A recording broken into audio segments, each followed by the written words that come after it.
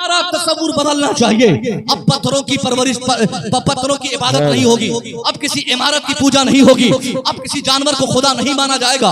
अब सांप को, बिच्छू को, जानवर को, सूरज को, चांद को, धरती को, पानी को, आग को, इन सारी चीजों को तुम लोग अब नहीं मान सकते, क्योंकि अब तुमको हकीकी खुदा का पता देने वाला मैं हूँ। अल्लाह ने मुझे भेजा है।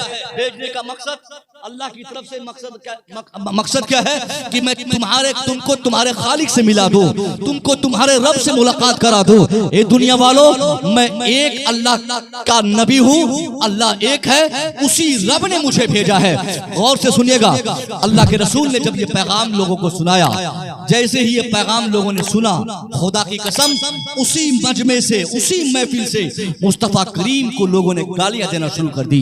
किसी ने आपको दीवाना कहा, नौजुबिल्लाह मिन ज़ालिक, किसी ने आपको मजनू कहा, किसी ने आपको पागल कहा, किसी ने कहा कि ये तो हमारे खुदाओं को मिटाने की बातें कर रहे हैं। जिन लोगों ने कहा था कि आप सच्चे हैं, आप सबसे बेस्ट हैं, आप सबसे अच्छे हैं, जब उन सारे लोगों के बीच मेरे मुस्तफा ने कहा कि अल्लाह एक है, मैं उसी एक अल्लाह का नबी हूँ भेजा हुआ, मैं तुझे अच्छाई का रास्ता दिखाने आया हूँ, सारे लोग आपको बुरा भला कहना शुरू कर दिए। सारी जबानों ने, सारे लोगों ने आपके ताल्लुक से, वहां पे बहुत महदूद लोग थे जो आपको, आप पर ईमान लाए, बहुत महदूद लोग थे जो आपको हक मान रहे थे। मुस्तफा करीम ये तबलीग करते रहे, मुस्तफा करीम ये पैगाम लोगों को सुनाते रहे। बहुत दिन के बाद जब हुक्म इलाही हुआ कि साहब, मुस्तफा करीम को कहा गया कि अब आप अपने रिश्तेदारों को पहले बताइए, अपने खानदान वालों को पहले दीन की बातें बताइए, अल्लाह का पैगाम सुनाइए। सरकार दो आलम ऐसे ही खड़े थे। हुजूर सैयदी सरकार मौलाए कायनात का गुजर हुआ, आप गुजरते हैं, आपने देखा कि हुजूर बहुत अफसुर्दा है, बहुत गमगीन है। अर्ज़ क्या हुजूर, काहे अफसुर्दा है, क्यों नाराज है, क्या बात है? कहा, ए अली, अल्लाह की तरफ से मुझे हुक्म दिया गया है कि मैं तुम लोगों तक, मैं दुनिया में अल्लाह का पैगाम पहुंचाने से पहले अपने खानदान वालों को बुलाकर उनको दीन सिखाऊं, उनको दीन बताऊं। जब मेरे मुस्तफा ने ऐसा कहा, मौला अली का जवाब सुनिए, ईमान ताजा होगा। सरकार मौला अली कहते हैं, बताइए क्या मुझे क्या करना होगा? हुजूर फरमाते, अली 40 लोगों के खाने का इंतजाम करना है। कितने लोगों का? 40 लोगों के खाने का, मेरे खानदान के लोगों के खाने पीने का इंतजाम करना है एक वक्त। हजरत मौला अली उसके लिए तैयारी आपने फरमाई। रोटी और बोटी का बाज़ाब्ता इंतजाम हुआ, खाने के लिए दस्तरखान सज गए। हुजूर ने अपने परिवार के तमाम लोगों को, अपने खानदान के दीगर अफराद को, जिसमें अबू जहल भी था, जिसमें अबू लहब भी था, जिसमें आपके करीबी जो भी खानदान के लोग थे, सबको आपने दावत दी। सबको एक दस्तरखान पे बिठाकर आपने खाना खिलाकर, खाने से फारिग करने के बाद मुस्तफा ने उन सारे 40 लोगों से आपने कहा, हे लोगों, तुझे खिलाने का मेरा मकसद ये है कि मैं तुझसे कुछ बताना चाहता हूँ। लोगों ने कहा, बताइए क्या कहना चाहते हैं? कहा कि मैं कहना चाहता हूँ कि तुम एक अल्लाह की इबादत करोगे, एक के सिवा किसी और की इबादत नहीं करोगे। वो 40 लोग जो अभी रोटी और बोटी का मजा लेकर दस्तरखान से उठे थे, उनमें से बेशतर लोगों ने मानने से ही इनकार कर दिया। उस टाइम, उस वक्त मानने से इनकार कर दिया। हुजूर नाराज हो गए। हुजूर ने फरमाया, ए लोगों, मुझे अल्लाह का पैगाम धरती पर फैलाना है, मुझे एक तहरीक छेड़नी है, मुझे पैगाम इलाही को आम करना है, इस पूरे रुए जमीन पर अल्लाह का नाम रहे, इसके लिए तहरीक चलानी है, एक मूवमेंट चलाना है।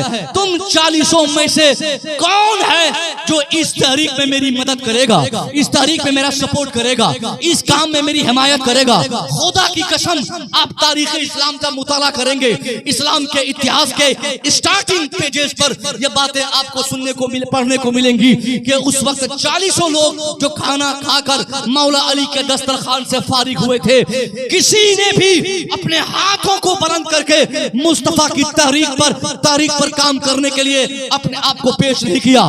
किसी ने लब्बैक नहीं कहा।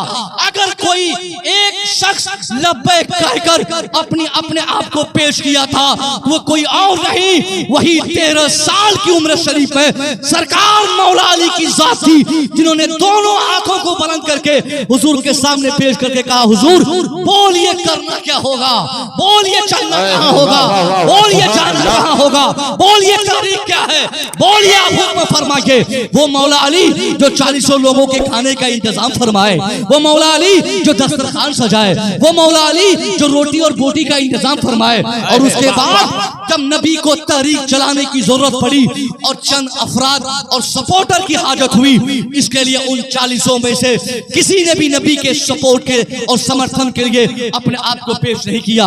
अगर किसी ने किया तो मौला अली की जात गिरामी थी। वाह, जिंदाबाद। नारे तकबीर, नारे रिसालत, फैजाने कलीमी, फैजाने कलीमी, नारे तकबीर, नारे रिसालत। बहुत खूब, जिंदाबाद। बात समझ में आ रही है? आ रही है? माशाल्लाह। ये सीरत की बात हो रही है, मुस्तफ़ा की बात हो रही है। दुनिया में सारे इंसानों की बात की जाए, बेहतर है कि मुस्तफ़ा करीम की बात की जाए, अपने नबी की बात की जाए। क्यों किसी नेता की मैं बात करूं, क्यों किसी किस्सा कहानी में अपना वक्त में ज़ाय करूं।